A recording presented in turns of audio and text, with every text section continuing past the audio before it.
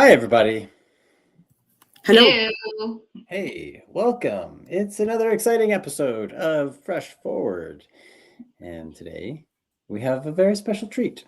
Well, our semesterly treat. We're looking back at all of the fun stuff that we picked out for the last four months. So, yeah, I guess anything we want to talk about before we jump in? I don't think so. I think it's a fun one, especially when we get to February. And you can Oh, explain that yes, when we that's get there. right. Okay, True. that means you're doing January then, is it? I'm doing January, yes. All right. So we'll, as tradition, uh, as has been our tradition, we're going to go through our top five picks, our fave five of all of the previous 4 month releases, and we're going to start by looking at January. So we'll turn it over to you, Faith. Okay. So for the January release, we had a nice assortment starting with number 5, which was view activity log for automations is now included. Number 4 was expanded question options for true and false. Number 3, usability improvements for document block layout, which is always nice. Number 2, enhanced multiple choice and multiple answer workflow options, which was really cool. And number 1 for January was refreshed user interface for courses. This was a big change if everyone wants to think back to January. The base navigation there was completely refreshed, where course panels become full screen. The home button replaced exists.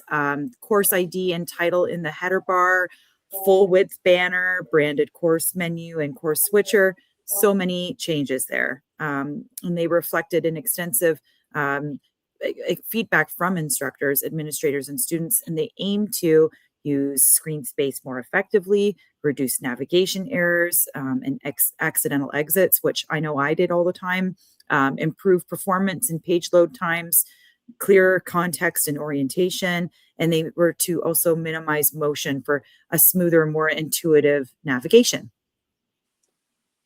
Yeah. And then that brings us to February. So with the February release, we had enhanced achievement usability, improved accessibility for the custom badge options.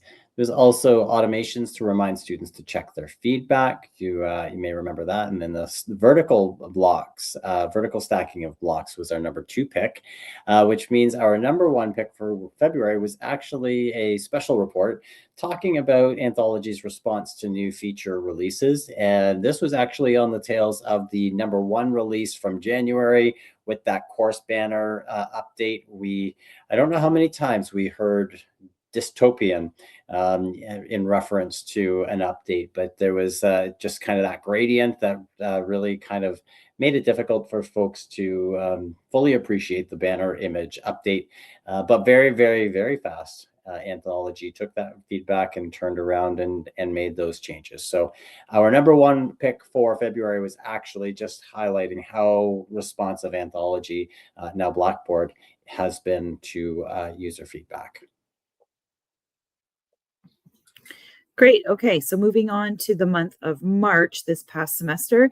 At number 5, we had an update to question title field relocation. So that, I think, was for anyone building tests, that felt much improved and more intuitive.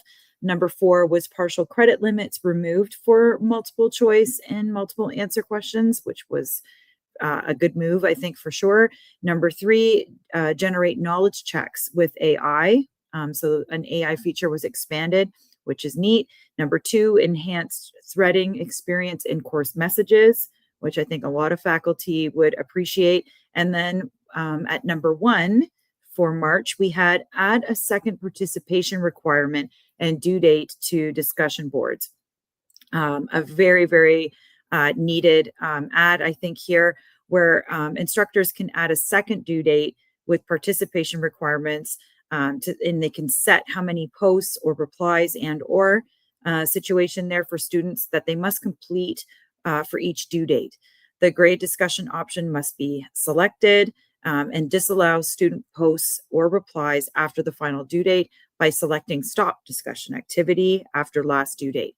So a lot more customizable features there, enhancing the discussion board assessment as an assessment tool. And on the student side, 2 clear participation requirements with separate due dates are clearly shown. Progress indicators update in real time.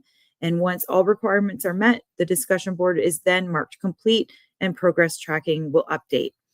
Students can update requirements in any order, but contributions after the due date. Yeah, so this was a really great one, I think, for considering how much we use discussion boards nowadays. Excellent. And moving on to April's release, substantive and non-substantive content indicators are now available in instructor discussion analysis. There's also the specify assignment submission type option, which came to assignments. You, as an instructor, could now adjust grades for individual student attempts in group submissions. And number 2 was improvements to multiple choice and multiple answer questions, bringing us to our number 1 pick for April 2026, and that was handling images as thumbnail links in announcement emails. With this April release, content announcement emails would display a thumbnail of the images in the announcements where they were placed in the announcements. Each thumbnail link to the announcement would then also open up for students so that they could see the whole content. And instructors, there was no change in how that was done. You would build your announcements exactly the same way as you would have before.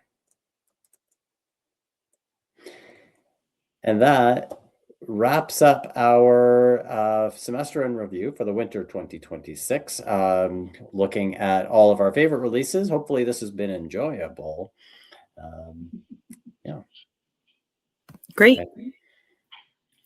All right. I think this is yours, Liam. Okay, if you like this video, don't forget to hit the like button, comment, and share it with your colleagues, and subscribe to stay up to date with all of the things that are going on. And also a reminder that we host drop-in sessions to support faculty with all their Blackboard and ed tech questions. And those are on Tuesdays and Fridays, starting at 10:30 and ending around 11:20. And to access the link to the drop-ins there, you just head to your Blackboard calendar and kind of hop into Tuesday or Friday, and you'll see the link there posted to join us on Teams. Great. Good job, guys. We did it. I don't get to do this, and I've always forgotten about it. So for once, I'm gonna. Yay. Thanks, Colin. Thank you, everybody, for following along. We hope these have been enjoyable. And until next time, have a great day, guys. Bye.